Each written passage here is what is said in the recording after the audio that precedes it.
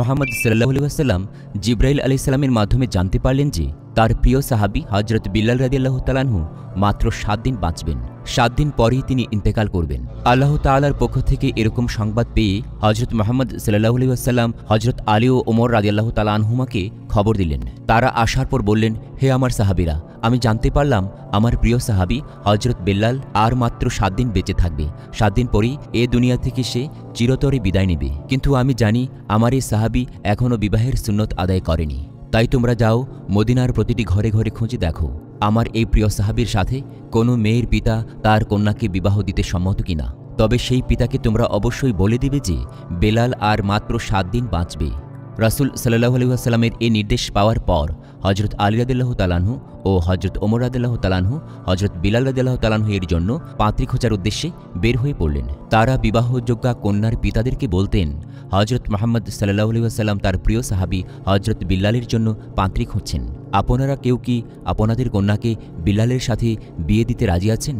তখন কন্যার পিতারা বলল, আমরা অবশ্যই রাসূল সাল্লাল্লাহু আলাইহি ওয়াসাল্লামের প্রিয় সাহাবী হযরত বিলালের সাথে আমাদের কন্যাদেরকে বিয়ে দিতে চাই, কারণ এটা তো আমাদের জন্য হবে সৌভাগ্যের ব্যাপার। তখন হযরত ওমর ও আলী রাদিয়াল্লাহু তাআলা আনহুমা তাদেরকে জানালেন, একটা বিষয় তোমরা জেনে রেখো, বিল্লাল রাদিয়াল্লাহু তাআলা আনহু আর মাত্র 7 দিন বাঁচবেন। তোমাদেরকে এটা জেনেই তোমাদের কন্যাকে বিল্লাল রাদিয়াল্লাহু তাআলা আনহু এর সাথে বিবাহ দিতে হবে, কারণ রাসূল সাল্লাল্লাহু আলাইহি ওয়াসাল্লাম এই সংবাদটিও তোমাদেরকে জানিয়ে দিতে বলেছেন। এই কথা জানার পর কন্যার পিতারা বলল, বিল্লাল যদি 7 দিনই বাঁচে তাহলে আমাদের কন্যাদেরকে বিল্লালের হাতে বিয়ে দেব না। আমরা কোনোভাবেই চাই না 7 দিন পরেই আমাদের কন্যা বিধবা হয়ে যাক। অতঃপর 7 দিন পরে হযরত বিল্লাল রাদিয়াল্লাহু তাআলা আনহু এর মৃত্যুর ঘটনা বলায় কোনো পিতাই তার কন্যাকে বিল্লালের সাথে বিয়ে দিতে সম্মত না হওয়ার কারণে হযরত আলী ও ওমর রাদিয়াল্লাহু তাআলা আনহুমা মদিনার পথে পথে বিভিন্ন জায়গায় হযরত বিল্লালের জন্য কন্যা খুঁজতে শুরু করলেন। কিন্তু তারা কোনো মেয়েকেই খুঁজে পাচ্ছিলেন না। খুঁজতে খুঁজতে তারা একটা সময় একটা জঙ্গলে চলে গেলেন। যে দেখলেন এই জঙ্গলে একজন লোক ঝুপড়ি নির্মাণ করে।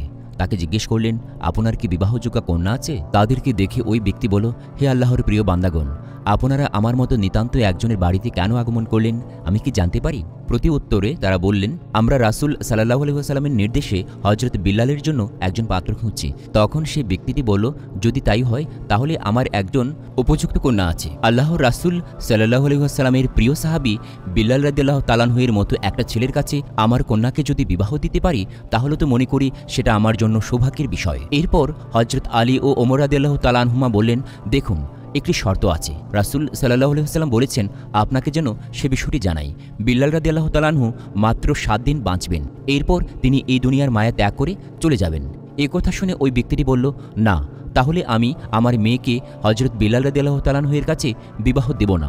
মাত্র 7 দিন পর আমার মেয়ে বিধবা হবে এটা আমি চাই না। কিন্তু এই তিনজনের কথা দূর থেকে একটি মেয়ে শুনতে পাচ্ছিল। সে হলো ওই ব্যক্তিটির মেয়ে। পিতার মুখে এমন কথা শোনার পর সে একটু এগিয়ে এলো। সে শুনল তার পিতা নবীর সাহাবীর সাথে বিবাহের বিষয় বাতিল করে দিচ্ছেন। সে কাছে এসে বলল, আব্বাজান, আমি এই বিবাহে রাজি আছি। আপনি কিভাবে এরকম বিবাহের পয়গাম প্রত্যাখ্যান করতে পারেন, যে পয়গাম আল্লাহর রাসূল সাল্লাল্লাহু আলাইহি ওয়াসাল্লাম নিজে থেকে পাঠিয়েছেন? আব্বাজান, আমার জীবনে যত কষ্টই আসুক না কেন রাসূল সাল্লাল্লাহু আলাইহি ওয়াসাল্লামের এই নির্দেশ আমি পালন করতে চাই। এরপর রাসূল সাল্লাল্লাহু আলাইহি ওয়াসাল্লামের প্রিয় সাহাবী হযরত বিল্লালের সঙ্গে ওই মেয়েটির বিবাহ সম্পন্ন হয়ে গেল। হযরত বিল্লাল রাদিয়াল্লাহু তাআলা আনহু তার নববধূকে বললেন, প্রিয় স্ত্রী, তোমার কাছে আমি জানতে চাই, আমি আর মাত্র 7 দিন বাঁচব এই পৃথিবীতে। এটা জানার পরও তুমি কেন আমাকে বিবাহ করলে? 7 দিন পরেই তো তুমি বিধবা হয়ে যাবে। তখন নববধূ বলল, হে আমার স্বামী, আপনি শুনুন, আমি আমার জীবন দিয়ে হলেও আল্লাহর রাসূল সাল্লাল্লাহু আলাইহি ওয়াসাল্লাম এর একটি নির্দেশ পালন করব, আর এই নির্দেশ পালনের মধ্য দিয়ে আমি নিজেকে ধন্য মনে করছি। আর আপনার মতো আল্লাহর নবীর একজন প্রিয় সাহাবীকে স্বামী হিসেবে পাওয়া যে কোনো মেয়ের জন্যই আমি মনে করি পরম সৌভাগ্যের বিষয়। আমি না হয় সেটা হলাম, আলহামদুলিল্লাহ। হযরত বিল্লাল রাদিয়াল্লাহু তাআলা আনহু যেদিন ইন্তেকাল করবেন সেদিন তার বিবিকে বললেন, বিবি, আজ রাতেই আমি ইন্তেকাল করব।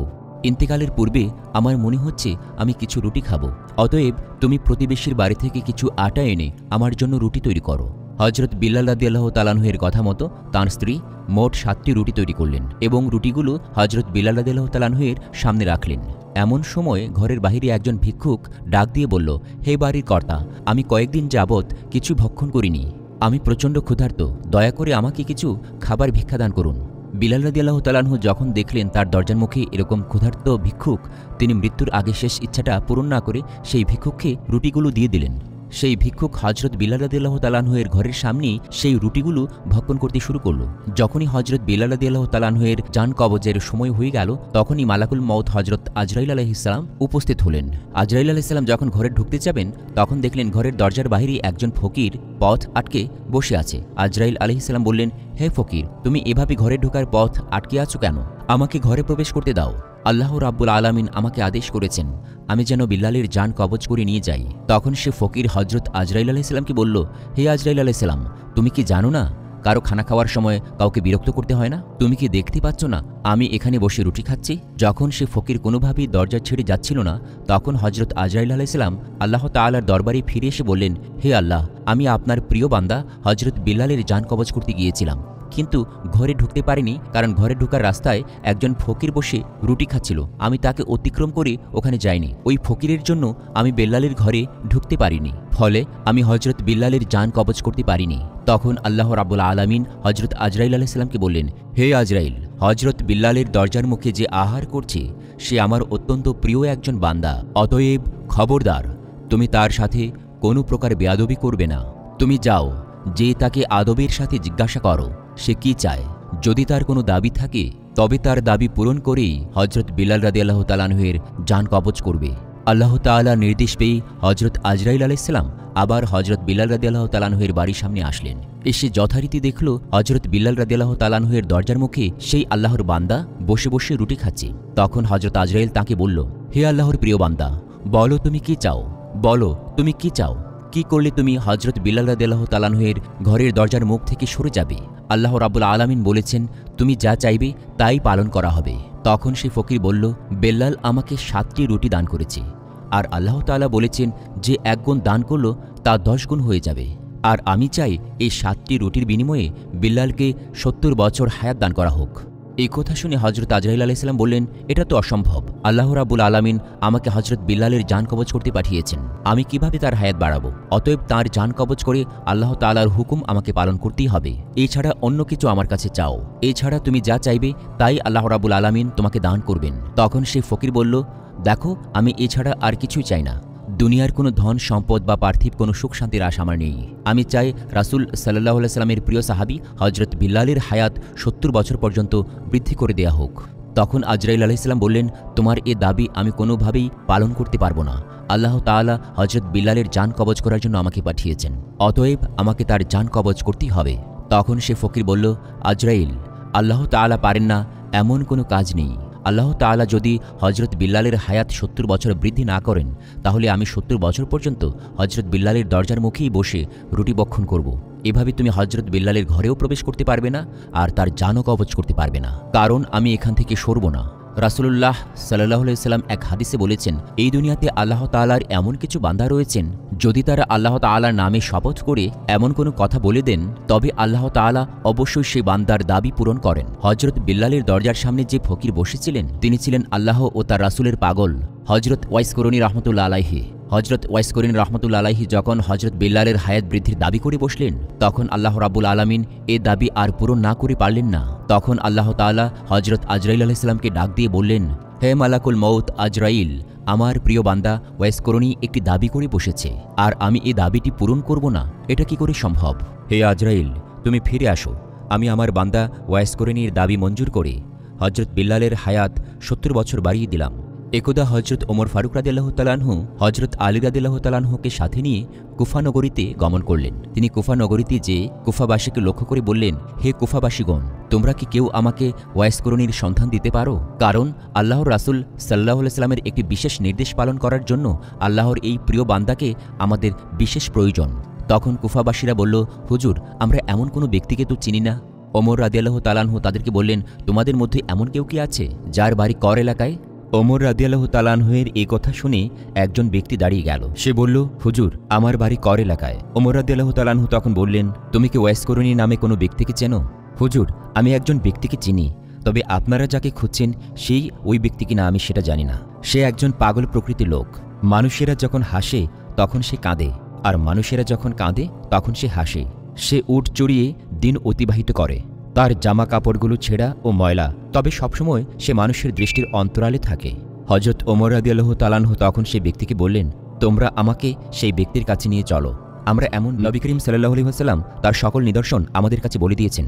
তুমি যেরকম নিদর্শন আমাদেরকে দিয়েছ, রাসূল করিম সাল্লাল্লাহু আলাইহি ওয়াসাল্লামও সেরকম নিদর্শনই দিয়েছেন। অতএব তুমি আমাদেরকে সেই ব্যক্তির কাছে নিয়ে চলো। অতঃপর সেই ব্যক্তিকে নিয়ে হযরত ওমর রাদিয়াল্লাহু তাআলা আনহু ও আলী রাদিয়াল্লাহু তাআলা আনহু পাগল প্রকৃতির ওই লোকটির খোঁজে বেরিয়ে পড়লেন। তারা পথ চলতে চলতে জনমানবহীন একটি জায়গায় যেয়ে দেখলেন গাছের নিচে বসে একজন ব্যক্তি নামাজ আদায় করছেন। হযরত ওমর ও আলী রাদিয়াল্লাহু তাআলা আনহুমা তখন ওই ব্যক্তির কাছে যেয়ে পাশে দাঁড়িয়ে রইলেন। ওই লোকটি নামাজ শেষ করার পর তারা তাকে সালাম দিলেন। লোকটি সালামের উত্তর দিয়ে বলল, আপনারা কি, কোন উদ্দেশ্যে আমার কাছে এসেছেন? আমরা আল্লাহর নবীর সাহাবী হযরত ওমর ও হযরত আলী। আমরা আল্লাহর একজন প্রিয় বান্দাকে খুঁজছি। আপনি কি দয়া করে আপনার নামটি আমাদেরকে বলবেন? তখন সে ব্যক্তিটি বলল, আমার নাম আব্দুল্লাহ, অর্থাৎ আল্লাহর বান্দা। হযরত ওমর রাদিয়াল্লাহু তাআলা আনহু তখন বললেন, আমরাও তো আব্দুল্লাহ, আমরা সবাই তো আব্দুল্লাহ। আমরা জানতে চাইছি আপনার বাবা মা আপনার জন্য যে নাম রেখেছেন, আমরা সেই নামটি জানতে চাইছি। তখন সেই লোকটি বলল, আমার বাবা মা আমার নাম ওয়াইস রেখেছিল এবং লোকেরা আমাকে কর এলাকার অধিবাসী হওয়ার কারণে ওয়াইস করণী বলে ডাকে। তখন হযরত ওমর রাদিয়াল্লাহু তাআলা আনহু বেশ আদবের সাথে বললেন, হে আল্লাহর প্রিয় বান্দা, আপনি কি দয়া করে আপনার ডান হাতটি আমাদেরকে দেখাবেন? তখন ওয়াইস করণী রাহমাতুল্লাহি আলাইহি হযরত ওমর ও হযরত আলী রাদিয়াল্লাহু তাআলা আনহুমার দিকে ডান হাতটি বাড়িয়ে দিলেন। তারা দেখতে পেলেন তার ডান হাতে কুষ্ঠরোগের একটি চিহ্ন আছে। নবী করিম সাল্লাল্লাহু আলাইহি ওয়াসাল্লাম তার নিদর্শন বলার সময় এই নিদর্শনটির কথাও বলেছিলেন। এরপর দুজনে নিশ্চিত হয়ে যাওয়ার পর ওয়াইস করণী রাহমাতুল্লাহি আলাইহির হাতে চুম্বন দিয়ে বললেন, হে আল্লাহর বান্দা, আমরা তো আপনার খোঁজে এসেছিলাম। তখন তিনি বললেন, কেন আমাকে এত কষ্ট করে কেন খুঁজছেন আপনারা? হুজুর পাক সাল্লাল্লাহু আলাইহি ওয়াসাল্লাম মৃত্যুর আগে আমাদের কাছে একটি নসিহত করে গিয়েছিলেন, আমরা যেন তার জুব্বা মুবারক আপনার কাছে পৌঁছে দেই। এবং তিনি আরও বলেছেন, তোমরা ওয়াইস করণীকে বলবে সে যেন আমার উম্মতের জন্য দোয়া করে। ওয়াইস করণী রাহমাতুল্লাহি আলাইহি তখন বললেন, দেখুন, আপনারা প্রিয়নবী হযরত মুহাম্মদ সাল্লাল্লাহু আলাইহি ওয়াসাল্লামের প্রিয় সাহাবী, দোয়া করার জন্য আপনারাই যথেষ্ট। অতএব আপনারাই তার উম্মতের জন্য দোয়া করুন। তখন তারা বললেন, আমরা তো সবসময় রাসূল আকরাম সাল্লাল্লাহু আলাইহি ওয়াসাল্লামের উম্মতের জন্য দোয়া করি। আল্লাহর নবী বিশেষ করে আপনার কাছে এই অনুরোধটি করার জন্য আমাদেরকে বলেছেন। ওয়াইস করণী রাহমাতুল্লাহি আলাইহি তখন বললেন, হে আল্লাহর নবীর প্রিয় সাহাবীরা, আমাদের প্রিয় নবী হযরত মুহাম্মদ সাল্লাল্লাহু আলাইহি ওয়াসাল্লামের পবিত্র জুব্বা মুবারক আমার সংগ্রহে রাখার সামর্থ্য কি আমার আছে? আমি তো আল্লাহর সাধারণ একজন বান্দা, আমি একজন পাপী এবং পাগল মানুষ। কিভাবে আমি তার পবিত্র জুব্বা মুবারকের হুরমত ও মর্যাদা রক্ষা করব? তখন তারা বললেন, রাসূল করিম সাল্লাল্লাহু আলাইহি ওয়াসাল্লাম যেহেতু বলেছেন আপনার কাছে এই জুব্বা মুবারক রাখার জন্য, তার মানে জেনে শুনে বলেছেন আপনি কতটুকু যোগ্য এই জুব্বা মুবারক রাখার জন্য। দয়া করে আপনি তার জুব্বা মুবারক গ্রহণ করুন এবং তার গুনাহগার উম্মতের জন্য দোয়া করুন। এরপর হযরত ওয়াইস করণী রাহমাতুল্লাহি আলাইহি তাদের কাছ থেকে রাসূল করিম সাল্লাল্লাহু আলাইহি ওয়াসাল্লামের জুব্বা মুবারক গ্রহণ করলেন এবং তাদেরকে বললেন, আপনারা এখানে দাঁড়িয়ে থাকুন, আমি একান্তে নিভৃতে আমার দয়াময় প্রভুর সাথে কিছু কথা বলে নিই। এরপর ওয়াইস করণী হযরত ওমর রাদিয়াল্লাহু তাআলা আনহু ও আলী রাদিয়াল্লাহু তাআলা আনহুকে একটা পাশে রেখে একটু দূরে একটা গাছের নিচে সিজদায় পড়ে গেলেন এবং আল্লাহ তাআলার কাছে শুকরিয়া আদায় করলেন এবং মোনাজাত করলেন, হে আল্লাহ, তোমার প্রিয় হাবিব আমার কাছে তাঁর জুব্বা মুবারক প্রেরণ করেছেন এবং তিনি বলেছেন আমি যেন তার গুনাহগার উম্মতের জন্য দোয়া করি। তোমার হাবিব তাঁর দায়িত্ব পালন করেছেন। হযরত আলী ও ওমর রাদিয়াল্লাহু তাআলা আনহুমাকে দায়িত্ব দিয়েছিলেন, তারাও তাদের দায়িত্ব পালন করেছেন এবং আপনার প্রিয় হাবিব আমাকেও একটি দায়িত্ব দিয়েছেন, আর তা হলো আমি যেন তার গুনাহগার উম্মতের জন্য দোয়া করি। তখন তারা বলল, হে আল্লাহ, আপনার প্রিয় হাবিবের উদ্দেশ্যেই তাঁর গুনাহগার উম্মতের জন্য দোয়া করছি।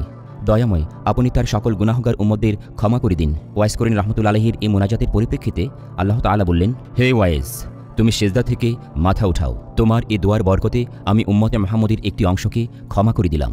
তখন ওয়াইস করণী রাহমাতুল্লাহি আলাইহি বললেন, হে আল্লাহ, তুমি যতক্ষণ পর্যন্ত তামাম উম্মতদেরকে ক্ষমা করবে না, ততক্ষণ পর্যন্ত আমি সিজদা থেকে মাথা উঠাবো না এবং তোমার প্রিয় হাবিবের জুব্বা মুবারকও পরিধান করব না। তখন আল্লাহ তাআলা বললেন, হে ওয়াইস, তোমার দোয়ার কারণেই আমি উম্মতে মুহাম্মদের 1/3 এর গুনাহ মাফ করে দিলাম, তুমি সিজদা থেকে মাথা উঠাও। ওয়াইস করণী রাহমাতুল্লাহি আলাইহি বললেন, হে আল্লাহ, যতক্ষণ পর্যন্ত তুমি তোমার প্রিয় হাবিবের সমস্ত উম্মতের গুনাহ মাফ করবে না, ততক্ষণ পর্যন্ত আমি সিজদা থেকে উঠব না এবং তোমার প্রিয় হাবিবের জুব্বা মুবারকও আমি গায়ে দেব না। হে ওয়াইস, তোমার দোয়ার কারণে আমার হাবিবের উম্মতদের অর্ধেকের গুনাহ মাফ করে দিলাম, এবার তুমি সিজদা থেকে উঠো। ওয়াইস করণী রাহমাতুল্লাহি আলাইহি বললেন, হে আল্লাহ, তুমি তামাম উম্মতি মুহাম্মদের গুনাহ মাফ করে দাও, তবেই আমি সিজদা থেকে মাথা উঠাবো। এদিকে হযরত ওমর রাদিয়াল্লাহু তাআলা আনহু ও আলী রাদিয়াল্লাহু তাআলা আনহু দুজনে অনেকক্ষণ দাঁড়িয়েছিলেন এবং অনেকটা বিরক্ত হয়ে যাচ্ছিলেন। তখন তারা ওয়াইস করণী রাহমাতুল্লাহি আলাইহির কাছে যেয়ে দেখতে চাইলেন আসলে ওয়াইস করণী কি করছে। যখন তারা দুজনে ওয়াইস করণীর কাছে গেল, তখন ওয়াইস করণী রাহমাতুল্লাহি আলাইহির ধ্যান ভঙ্গ হয়ে গেল। আশিক ও মাশিকের প্রেমের বন্ধন ছিন্ন হয়ে গেল এবং বললেন, আপনারা যদি আরেক মুহূর্ত পরে আসতেন তাহলে আমি সমস্ত উম্মতে মুহাম্মদের গুনাহ মাফ করিয়ে নিতাম। আপনারা আমার কাছে এগিয়ে আসার কারণে আমার ধ্যান ভঙ্গ হয়ে গেছে, যার ফলে আমি আল্লাহ তাআলার কাছ থেকে সমস্ত উম্মতে মুহাম্মদের গুনাহ মাফ করে নিতে পারলাম না। তখন আফসোসের সাথে হযরত ওমর রাদিয়াল্লাহু তাআলা আনহু ও আলী রাদিয়াল্লাহু তাআলা আনহু তওবা করলেন এবং আল্লাহকে বললেন, হে আল্লাহ, তোমার প্রিয় বান্দার ধ্যান ভঙ্গ করার জন্য আমরা তওবা করছি, আমাদেরকে ক্ষমা করে দাও। তখন হযরত আলী রাদিয়াল্লাহু তাআলা আনহু ওয়াইস করণী রাহমাতুল্লাহি আলাইহিকে বললেন, হে আল্লাহর বান্দা, আপনি আল্লাহর রাসূলকে কত ভালোবাসেন, তারপরও তার জীবদ্দশায় মদিনায় এসে তার সাথে সাক্ষাৎ সাক্ষাৎ করেননি কেন? তখন ওয়াইস করণী রহমতুল্লাহ আলাইহি বললেন, আচ্ছা, আপনারা তো সবসময় হযরত মুহাম্মদ সাল্লাল্লাহু আলাইহি ওয়াসাল্লামের পাশেই ছিলেন। বলুন তো, তাঁর চেহারা মুবারকে যে ভ্রুগুলো ছিল সেগুলো কি জোড়া লাগানো ছিল নাকি আলাদা ফাঁকা অবস্থায় ছিল? তখন হযরত ওমর রাদিয়াল্লাহু তাআলা আনহু এবং আলী রাদিয়াল্লাহু তাআলা আনহু বললেন, হে আল্লাহর প্রিয় সাহাবী, আমরা তার সম্মান এবং মর্যাদার চিন্তা করে কখনোই তার দিকে তাকাইনি। ওয়াইস করণী রহমতুল্লাহ আলাইহি বললেন, রাসূল করিম সাল্লাল্লাহু আলাইহি ওয়াসাল্লামকে আমি কখনো দেখিনি, তারপরও বলে দিচ্ছি তার চেহারা মুবারকের ভ্রুগুলো জোড়া লাগানো ছিল। আমার মনে প্রচণ্ড বাসনা ছিল রাসূল করিম সাল্লাল্লাহু আলাইহি ওয়াসাল্লামকে দেখব। আমার এক মা ছিল খুবই বৃদ্ধা এবং অসুস্থ, যার সেবা শুশ্রূষা করার জন্য এই পৃথিবীতে আমি ছাড়া আর কেউ ছিল না। তাই তাকে ফেলে রাসূল করিম সাল্লাল্লাহু আলাইহি ওয়াসাল্লামের সাক্ষাৎ লাভের জন্য আমি কখনোই যেতে পারিনি। এরপর ওমর রাদিয়াল্লাহু তাআলা আনহু ওয়াইস করণী রহমতুল্লাহ আলাইহির কাছে আরজ প্রার্থনা করলেন, আপনি দয়া করে আল্লাহ তাআলার কাছে আমার জন্য একটু দোয়া করুন। ওয়াইস করণী রহমতুল্লাহ আলাইহি তখন বললেন, আমি কোনো ব্যক্তিবিশেষের জন্য দোয়া করি না, আমি প্রতিবার নামাজের পরেই দোয়া করি। আল্লাহর প্রিয় হাবিবের যে সকল উম্মত ঈমান নিয়ে এই পৃথিবী থেকে বিদায় নেবে তাদেরকে তুমি ক্ষমা করে দাও। অতএব আপনি যদি ঈমান নিয়ে এই পৃথিবী থেকে বিদায় নেন তাহলে পরকালে আমার এই দোয়া আপনাকে খুঁজে নেবে। তখন ওমর রাদিয়াল্লাহু তাআলা আনহু বললেন, জনাব, আমি কি আপনার খরপোশের জন্য কুফার গভর্নরের কাছে একটা চিঠি লিখে দেব, যাতে করে প্রতি মাসে একটা নির্দিষ্ট পরিমাণ অর্থ আপনাকে দান করা হয়, যার মাধ্যমে আপনি আপনার জীবন সচ্ছলতার সাথে অতিবাহিত করতে পারবেন? এরপর ওয়াইস করণী রহমতুল্লাহ আলাইহি 2টি দিরহাম ওমর রাদিয়াল্লাহু তাআলা আনহুকে দেখিয়ে বললেন, আমি এই 2টো দিরহাম উট চড়িয়ে রোজগার করেছি, আপনি কি আমাকে নিশ্চয়তা দিতে পারবেন এই 2টি দিরহাম খরচ করার জন্য আমি জীবিত থাকতে পারবো? যদি আমার বেঁচে থাকার কোনো নিশ্চয়তা না দিতে পারেন তবে আপনার নজরানা নেওয়ার দরকার কি? হযরত ওমর রাদিয়াল্লাহু তাআলা আনহু তার কথা শুনে অজর নয়নে কাঁদতে লাগলেন। অতঃপর তিনি বললেন, হে আল্লাহর বান্দা, এই পৃথিবীতে কে কার মৃত্যুর গ্যারান্টি দিতে পারে? হায় আফসোস, আমরা দুনিয়াকে নিয়ে কতটা পাগল এবং ব্যস্ত হয়ে গেছি। আপনাদের মতো আল্লাহর প্রিয় মাসুক বান্দারা রয়েছেন বলেই আল্লাহ রাব্বুল আলামিন আপনাদের উসিলায় আমাদেরকে রিজিক দান করছেন। যদি আপনাদের মতো বান্দারা এই পৃথিবীতে না থাকতো আল্লাহ তাআলা নিশ্চয়ই আমাদেরকে এক ফোঁটা পানিও রিজিক হিসাবে দিতেন না। তখন ওয়াইস করণী রহমতুল্লাহ আলাইহি তাদেরকে বললেন, এবার আপনারা আমাকে বিদায় দান করুন, আমি লোক চক্ষুর অন্তরালে থাকতেই সবসময় পছন্দ করি। ওমর রাদিয়াল্লাহু তাআলা আনহু তখন বললেন, হে আল্লাহর প্রিয় বান্দা, যদি কোনো ধরনের প্রয়োজন হয় তাহলে আমাদেরকে স্মরণ করবেন। তখন ওয়াইস করণী রহমতুল্লাহ আলাইহি বললেন, হে আল্লাহর প্রিয় সাহাবী, আল্লাহই আমার উত্তম অভিভাবক, আমি সবসময় আমার সকল প্রয়োজন তাঁর কাছেই ব্যক্ত করি, পৃথিবীর কোনো সৃষ্ট মাখলুকের কাছে ব্যক্ত করি না। এই বলে ওয়াইস করণী রহমতুল্লাহ আলাইহি তাদের কাছ থেকে বিদায় গ্রহণ করলেন। বর্ণিত আছে যে ওয়াইস করণী রহমতুল্লাহ আলাইহি কিছু লোকের সাথে একবার একটি জাহাজে সফর করছিলেন। জাহাজটি যখন সমুদ্রের মাঝপথে আসলো তখন প্রচণ্ড ঝড় বৃষ্টি শুরু হয়ে গেল। সকলেই ভাবতে লাগলো জাহাজটি হয়তো কিছুক্ষণের মধ্যেই সমুদ্রে তলিয়ে যাবে। তাই তারা চিৎকার করে আল্লাহ রাব্বুল আলামিনের কাছে দোয়া করতে লাগলো। তখন তারা দেখতে পেল প্রচণ্ড ঝড় বৃষ্টির মাঝেও একজন ফকির সমুদ্রের পানিতে নেমে গেল। আশ্চর্যের বিষয় হচ্ছে তিনি সমুদ্রের পানিতে জায়নামাজ বিছিয়ে নামাজ আদায় শুরু করে দিলেন। সকলেই তখন বুঝতে পারল এই ব্যক্তি আল্লাহ রাব্বুল আলামিনের প্রিয় একজন বান্দা। তখন তারা চিৎকার করে বলতে লাগলো, হে আল্লাহর প্রিয় বান্দা, আপনি আল্লাহর কাছে আমাদের মুক্তির জন্য দোয়া করতে থাকুন, যাতে করে আল্লাহ রাব্বুল আলামিন আমাদেরকে এই বিপদ থেকে উদ্ধার করেন। ওয়াইস করণী রহমতুল্লাহ আলাইহি তখন বললেন, তোমরা সকলেই তোমরা সম্পদের মায়ে ত্যাগ করে পানিতে নেমে পড়ো। যদি তোমরা মালামালের মায়ে ত্যাগ করে পানিতে নেমে যেতে পারো তাহলে আল্লাহ রাব্বুল আলামিন তোমাদের জীবন রক্ষা করবেন, আর যদি তোমরা এটা না করো তাহলে তোমরা জাহাজেই ডুবে মরবে। ফকিরের এই কথা শুনে জাহাজের অনেক মানুষই বিশ্বাস করতে পারছিল না। তারা মনে করছিল তারা যদি তার কথা মতো সমুদ্রের পানিতে নেমে যায় তাহলে সমুদ্রের পানিতে তলিয়ে অচিরেই তারা মৃত্যুবরণ করবে। আবার তারা এও দেখতে পাচ্ছিল এই জাহাজে যদি তারা থাকে তাহলে কিছুক্ষণ পর এই জাহাজটাও তলিয়ে যাবে, তখন সেখানেও তাদের মৃত্যুবরণ হবে। তাই তারা সেই দরবেশের কথা মতো তাদের মালামালের মায়ে ত্যাগ করে জাহাজ থেকে সমুদ্রের পানিতে নেমে গেল। আশ্চর্য হয়ে তারা দেখতে পেল তারা সমুদ্রের পানিতে তলিয়ে যাচ্ছে না এবং জাহাজটি সমুদ্রের পানিতে ডুবে গেল। তখন সে দরবেশ বলল, হে আল্লাহর প্রিয় বান্দারা, আপনারা আপনাদের মালামালের মায়ে ত্যাগ করে সমুদ্রের পানিতে নেমে গেছেন, এজন্য আল্লাহ তাআলা আপনাদেরকে জীবন ভিক্ষা দান করেছেন। আপনারা যদি আপনাদের মালামালের মায়ে ত্যাগ না করে সেই জাহাজেই থাকতেন তাহলে জাহাজ সহ সকলেই ডুবে মরতেন। এরপর সে ফকির তাদের সকলকে নিয়ে সমুদ্রের কিনারে এসে উপস্থিত হলেন। তখন তারা ফরিদের কাছে আরজ করল, হে আল্লাহর প্রিয় বান্দা, আমরা এই মালামালগুলো নিয়ে যাচ্ছিলাম গরিব দুঃখীদেরকে দান করার জন্য। আমরা যদি আবার সেই মালামালগুলো ফিরে পেতাম তাহলে গরিব দুঃখীদের মাঝে পুনরায় বন্টন করতে পারতাম। তারপর সে ফকির বলল, তোমরা যদি সেই মালামালগুলো ফিরে পাও তোমরা কি সত্যিই সেই গরিব দুঃখীদের মাঝে বন্টন করে দেবে? তখন তারা বলল, সত্যিই বলছি, আমরা যদি ফেরত পাই মালামালগুলো তাহলে আমরা গরিব দুঃখীদের মাঝে বন্টন করে দেব। এরপর সে ফকির দুহাত তুলে আল্লাহর দরবারে ফরিয়াদ করলেন, হে আল্লাহ, আপনি তাদের মালামাল সহ জাহাজটিকে ফিরিয়ে দিন। আল্লাহর দরবারে তার এই দোয়া করার সাথে সাথেই সকলে দেখতে পেলেন